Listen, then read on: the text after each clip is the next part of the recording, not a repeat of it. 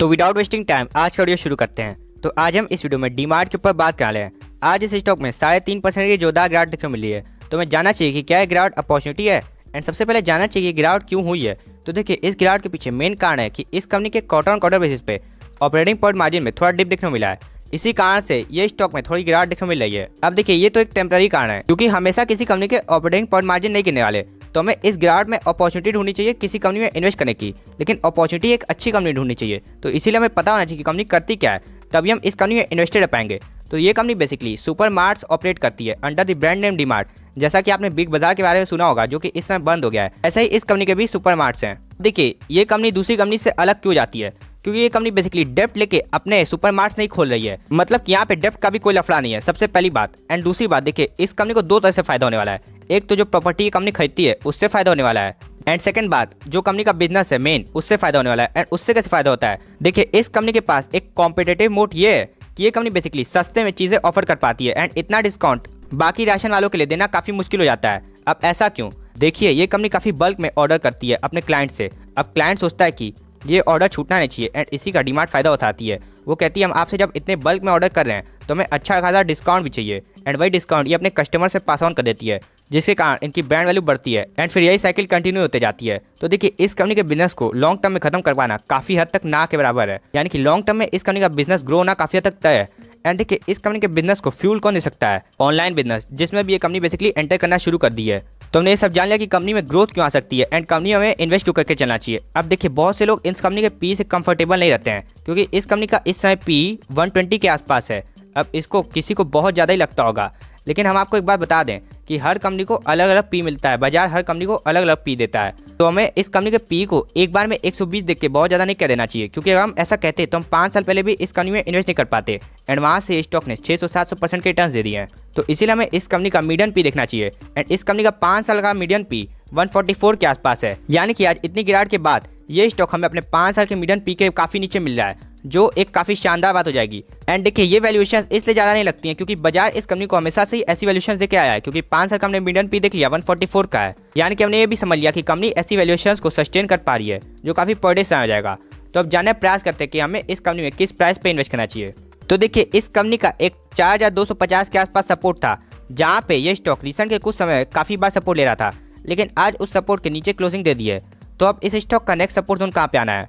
तो इस स्टॉक का नेक्स्ट सपोर्ट जोन 4000 के आसपास आना है, जहाँ पे एक साइकोलॉजिकल सपोर्ट भी है। अब ऐसा क्यों, आप यहाँ पे देखने का प्रयास कीजिए। तो देखिए, यहाँ पे यही लेवल इस स्टॉक के लिए एक बार रेजिस्टेंस बना था 4000 का। जब फाइनली इस लेवल को तोड़ दिया तो कितनी शानदार लंबी रैली देखने को मिली। फिर उसके जब नीचे आया तो देखिए, इसी सपोर्ट जोन के आसपास कितने दिन सपोर्ट लिया था, लेकिन फिर जब मार्केट पैनिक बढ़ा तो आप देख रहे हैं कि उसके बाद धड़ल्ले से स्टॉक में गिरावट देखने को मिल गई, क्योंकि 4000 के बाद इस स्टॉक का लास्ट सपोर्ट 3300 के आसपास था एंड वहीं तक ये स्टॉक आया। अब देखिए, उसके बाद क्या हुआ, देखिए सपोर्ट जोन कितना शानदार होता है। देखिए, यही सपोर्ट इस स्टॉक के लिए एक बार यहाँ पे रेजिस्टेंस बन गया एंड फिर से स्टॉक नीचे आ गया।